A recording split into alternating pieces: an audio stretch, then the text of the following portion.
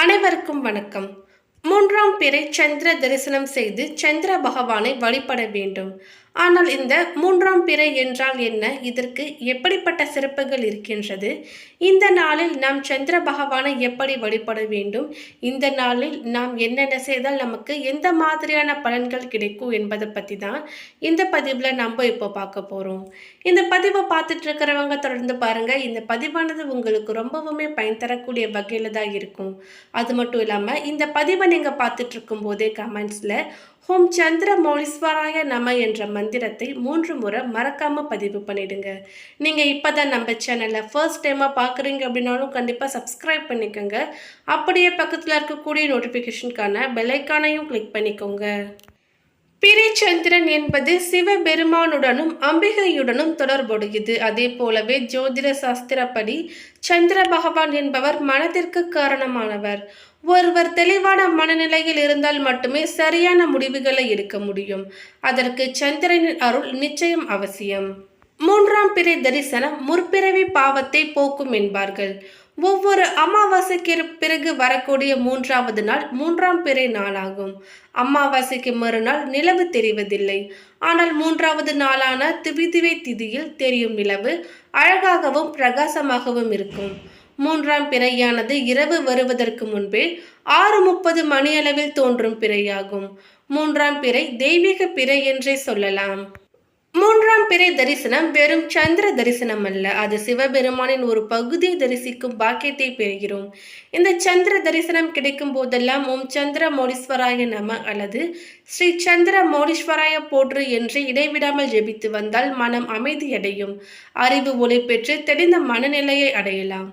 தொடர்ந்து 3ஆம் பிறை தரிசனம் கண்டு வந்தால் எந்த நிலையிலும் மன வியாதிகளை வராது, செல்வ வளம் பெருகும், தேவைகள் யாவும் பூர்த்தியாகும்.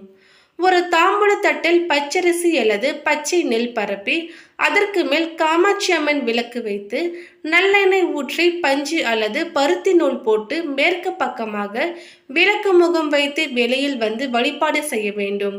அப்போது இறைவன் மும்மூர்த்தியாக பாவித்து வணங்க வேண்டும். பிறையை பார்த்து கையேந்தி வணங்க வேண்டும். தேவையை கேட்க வேண்டும். இந்த தேவையை கேட்கும் முன்பு இரவு காலையில் ஏதாவது ஒரு உயிருக்காவது உணவு மற்றும் தண்ணீர் தானம் செய்திருக்க வேண்டும்.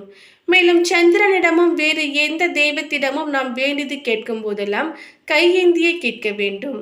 இவ்வாறு வணங்கி முடித்த பிறகு அந்த தீபத்தை ஒரு முறை சுற்றி வந்து வடக்கு நோக்கி விழுந்து வணங்க வேண்டும். பின்பு சிறிது தண்ணீர் எடுத்து பூமியில் விட்டு தீபத்தை அணையாமல் நடுவீட்டில் கொண்டு வந்து வையுங்கள். இதே போலவே குறைந்தது 3 சந்திர தரிசனையாவது செய்தால் நல்ல ஆயுள் கிடைக்கும். வீட்டில் வறுமை நிலை நீங்கி செல்வமானது பெருகும். அமாவாசையை அடுத்து வரும் 3ஆம் நாளில் சந்திர தரிசனம் காண்பவர்களுக்கு அறிவு வளரும், ஞாபக சக்தி கூடும், கேட்ட வரம் கிடைக்கும், செல்வமும் சந்தோஷமும் தேடி வந்து கிடைக்கும். காலை வேளை பிரம்ம முகூர்த்தமாகும், மாலை வேளை விஷ்ணு முகூர்த்தமாகும். எனவே அந்த வேளையில் சந்திர தரிசனம் செய்து வீட்டில் விளக்கு ஏற்றி வழிபட்டால் செல்வம் பெருகும். திருமணமானவர்கள் தம்பதிகளாக சந்திர தரிசனம் செய்யலாம்.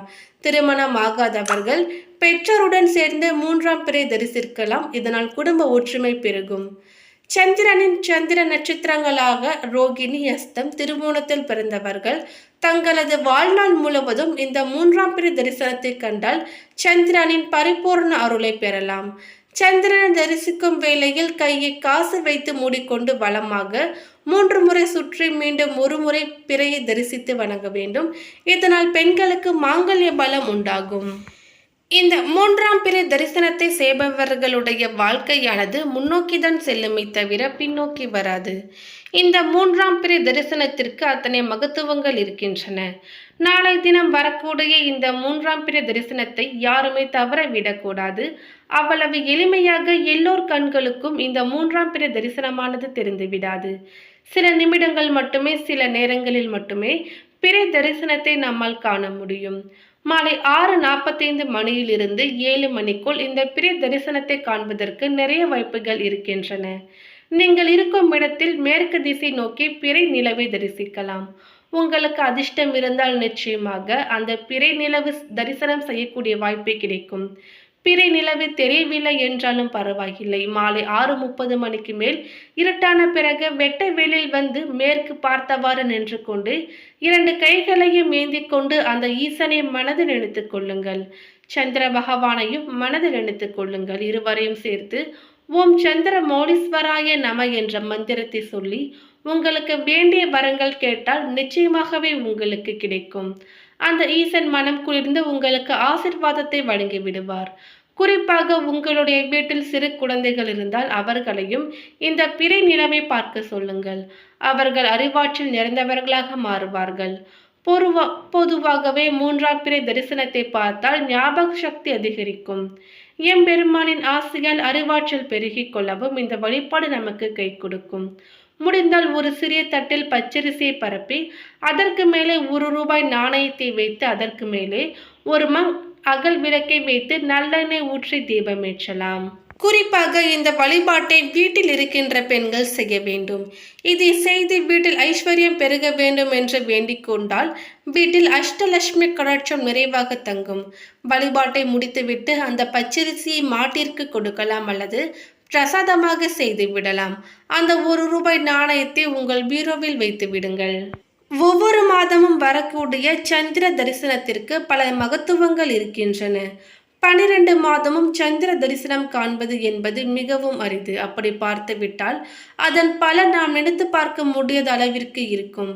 ஆன்மீக ரீதியாக நமது முன்னோர்கள் சொல்லி வைத்திருக்கிறார்கள். அந்த வகையில் இந்த 3ஆம் பிறை தரிசனத்தை நாம் கண்டிப்பான முறையில் செய்ய வேண்டும். எப்பொழுதும் போலவே 6 மணிக்கு மேல் வீட்டில் விளக்கு ஏற்றி சாம்பிராணி தூபம் காட்டி வழிபாடு செய்து கொள்ளுங்கள். 6:30 மணி அளவில் திறந்த வெளிக்கு வந்து மேற்கு முகமாக பார்த்து நின்று சந்திர தரிசனத்தை காண வேண்டும். இவ்வாறு காணும் பொழுது நம்முடைய கைகளில் பச்சரிசியை ஒரு கைப்பிடி அளவு எடுத்துக்கொள்ளுங்கள். இதனுடன் ஒரு வசம்பு துண்டையும் வைத்து தரிசனம் செய்ய வேண்டும். இந்த பச்சரிசி என்பது சந்திர பகவானுக்கு உரியது. வசம்பு என்பது நேர்மறை ஆற்றலை அதிகரிக்கக்கூடிய பொருளாக திகழ்கிறது. இவை இரண்டையும் வைத்துக்கொண்டு நாம் சந்திர தரிசனம் செய்ய வேண்டும். இவ்வாறு செய்யும் பொழுது நம்மிடம் இருக்கக்கூடிய வறுமை நிலை மாறி செல்வ செழிப்பு உயர வேண்டும் என்று மனதார வேண்டிக் கொள்ளுங்கள். ஒருவேளை நீங்கள் இருக்கின்ற இடத்தில் மேகமூட்டமாக காரணமாக சந்திர தரிசனத்தை பார்க்க முடியவில்லை என்றாலும் கூட பரவாயில்லை. வானத்தை பார்த்து சந்திர தரிசனம் தெரிவது போல உங்கள் மனதிற்குள்ளே நீங்களே கற்பனை செய்து கொண்டு மனதார வழிபடுங்கள். இவ்வாறு வழிபாடு செய்து முடித்துவிட்டு பூஜை அறைக்கு வந்து ஒரு வெள்ளை நிற துணியை எடுத்து நம் கையில் வைத்திருக்கும் பச்சரிசி வசம்பை போட்டு மூட்டையாக கட்டி பணம் நகை வைத்திருக்கும் இடத்தில் வைத்து விடுங்கள். ஒவ்வொரு மாதமும் வரக்கூடிய சந்திர தரிசன நாள் அன்று இந்த பச்சரிசி எடுத்து பறவைகளுக்கு தானமாக வழங்கிவிட்டு வசம்பை கால் படாத இடத்திலோ அல்லது தெய்வீக செடிகளிலோ போட்டு விடலாம். மறுபடியும் புதிதாக பச்சரிசி வசம்பை வைத்து கட்டி சந்திர தரிசனம் செய்துவிட்டு மூட்டையாக கட்டி வைத்து விட வேண்டும். இப்படி தொடர்ந்து ஒவ்வொரு மாதமும் நாம் செய்து வர நம்மிடம் இருக்கக்கூடிய எதிர்மறை ஆற்றல்கள் அனைத்தும் நீங்கும், வறுமை நிலை மாறும், செல்வ செழிப்பு அதிகரிக்கும். மிகவும் எளிமையான இந்த பரிகாரத்தை முழு மனதுடன் நம்பிக்கையுடனும் செய்து பாருங்கள். சந்திர பகவான் மற்றும் சிவபெருமானின் அருள் பரிபூர்ணமாக கிடைத்து வாழ்வில் இருக்கக்கூடிய அனைத்து விதமான கஷ்டங்களும் நீங்கி செல்வ செழிப்புடன் நாம் வாழலாம். பிறைச்சந்திரன் என்பது சிவபெருமானுடனும் அம்பிகையுடனும் தொடர்புடையது. அதே போலவே ஜோதிட சாஸ்திரத்தின்படி சந்திர பகவான் என்பவர் மனதிற்கு காரணமானவர். ஒருவர் தெளிவான மனநிலையில் இருந்தால் மட்டுமே சரியான முடிவுகளை எடுக்க முடியும். அதற்கு இந்த சந்திரனின் அருள் நிச்சயம் அவசியம். 3ஆம் பிறை தரிசனம் முப்பிறவி பாவத்தை போக்கும் என்பார்கள். ஒவ்வொரு அமாவாசைக்கு பிறகு வரும் 3ஆவது நாள் 3ஆம் பிறை நாளாகும்.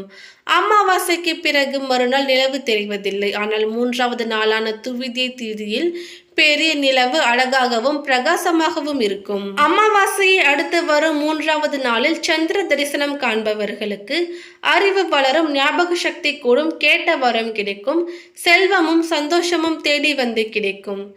திருமணமானவர்கள் தம்பதிகளாக சந்திர தரிசனம் செய்யலாம். திருமணமாகாதவர்கள் பெற்றோருடன் சேர்ந்து இந்த வழிபாட்டை செய்யலாம். சந்திர நட்சத்திரங்களான ரோகிணி, அஸ்தம், திருவோணத்தில் பிறந்தவர்கள் தங்களது வாழ்நாள் முழுவதும் இந்த 3ஆம் பிறை தரிசனத்தை கண்டால் சந்திரனின் பரிபூர்ண அருளை பெறலாம். மேலும் இந்த தகவல் உங்களுக்கு பிடித்திருந்தால் லைக் பண்ணுங்க, ஷேர் பண்ணுங்க. இது போன்ற பல சுவாரஸ்யமான தகவல்களை நீங்க தெரிஞ்சுக்கணும்னா எங்க சேனலை சப்ஸ்கிரைப் பண்ணிடுங்க. மேலும் நோட்டிபிகேஷனுக்கான பெல் ஐக்கானையும் கிளிக் பண்ணி